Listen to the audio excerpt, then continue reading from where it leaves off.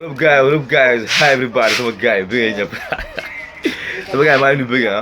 abonné yëpp subscribers yëpp nag followers yëpp maa ngi bëggee ñëpp yëpp laay shout out, you know what I'm saying? Everybody worldwide, Africa, Asia, Europe, you know what I'm saying? Everywhere foog ne maa la daan jàpp loxo quoi yéen tax yéen a ñu fi bàyyi quoi yéen a ñu fi nekkal bon assez parlé bon tey li may def mooy damay analyser combat ni Modou Lo Balla Gaye bi quoi mooy dernier réglage quoi loolu ci open press yi lay focus quoi si lay concentré open press yi ak préparation mbëri quoi li ma gis ñoom ñaar seen open press bon comme li may waxee rek man moom damay ñëw def sama analyse li may ñun dañoo ñëw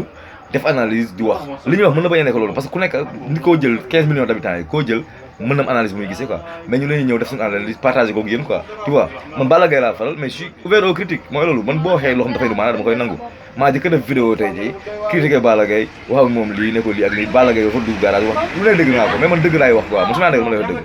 bon bi ma xoolee comment dirais-je Modou Lo voilà man Modou Lo bon li ma observé laa nag c'est pas ça veut pas dire que li ma wax mooy moo am mais sama xalaat la après bu leen neexee nga wax lu leen ne si commentaire yi quoi bon Modou Lo su ma xoolee man li ma gis si préparation Modou Lo déjà Modou Lo primo dafa wàññi poids loolu boo xoolee li nga xam quoi Modou Lo dafa wàññi poids wàññi na poids bu baax a baax sax tu vois dafa wàññi poids bu baax man su ma sañoon Modou Lo poids de forme bu ma amoon contre Bombardier man su ma sañoon moom lay indi quoi mais xam nga ñoom tamit mooy loolu mi la làmba la peut-être ñoo gën a xam làmba d'accord mais su ma sañoon poids bi mu doon contre kii Bombardier moom lay indi ndax poids boobu non c'était nice amoon na masse de résistance Bombardier da ko gëdd si muy résister di ko daw moom ay 7 mètres ay 5 mètres saa yi di ko résister donc poids boobu baaxoon na charge yooyu mënoon dékku noonu poids boobu baaxoon na mais su ma xoolee nii Modou Lo dafa mel ni benn comme ça ku am bu doon dafa examen la dafa am surmenage quoi parce que dafa entraîné ba yaram bi dafa dellu jàpp na physiquement mais yaram bi dafa manqué repos xam nga ndax gars yi seetlu lañ loolu wala seetlu ko mais Modou Lo dafa mel ni ku manqué repos dafa fatigué Modou Lo il est fatigué man soo doon maa ngi sax dernière semaine entraînement bi nii Modou Lo xam lu waroon def naan jus lekk ginaar tëdd pour man pare na bu yàgg tu vois mais ma loolu dama ciy conclure ne maanaam Modou Lo lu muy xalaat ci combat bi dafa bëri parce que Modou fu mu ne nii combat bi jaral na ko lu ne quoi que l'on puisse dire jaral na ko lu ne bëggu ci daanu parce que enjeu yi ñoom bëri bëggu ci daanu boo xoolee tey ñoom ñaari mbëri Balla Gaye Modou Lo dangaan Balla moo gën a firi boo leen xoolee Balla moo gën a firi Balla il est plus décontracté maanaam si open press yi Modou réewul bu ni day ñëw dafay contact am kii nii maanaam il est trop concentré dafa ma ne benn élève dafa concentré wu ci examen bac bi maanaam bëggul dara lu ko déranger il est trop concentré te man loolu dama jàpp ne loolu c'est pas une bonne chose Modou dafa yanu combat bi da ko yanu de c'est boo koy gars yi mën naan amul pression du question Modou du mbër muy tiit si biir làmb du mbër muy tiit si biir géew mais psychologiquement boo xam ne Modou Lo mi dafa concentré wu il est trop concentré wu ci combat bi si concentré wu trop Balla moo gën a décontracté boo xoolee ni ñaari mbir Balla moo gën a décontracté waaw ba pare man daal loolu laa gis quoi man su amoon poids contre Bombardier moo gënal quoi moom moo ma gënal ba pare gars yi koy doon tamit vraiment pour man war nañu à une semaine du combat war nañu ko wax yow saa yi amatoo lay entraîné jàpp nga quoi muy naan jus yom vitamine C am lekk ay gànnaaram toog parce que Modou pare na quoi léegi loolu mooy tax lu kii mais booy entraîné lu bëri di solliciter muscle lu bëri da ngay fatigué Modou Lo jàpp na Modou Lo dafa ndaw peut-être mën na ñëw nag keroog mu ñëw takk jaaje yi peut-être entre temps mën na ne quoi mu sekkee ak noonu quoi mais fatigué na quoi dafa entraîné trop pour man daal il a besoin de repos léegi su ma ñëwee si Balla Gaye bon Balla amul pression si lamb bi vraiment amul pression ñu nuru ko yanu ko Balla wegul Modou Lo quoi parce que jàppante ne moom bu Modou xeexee mu daan ko bu bëree mu daan ko bien vrai que nag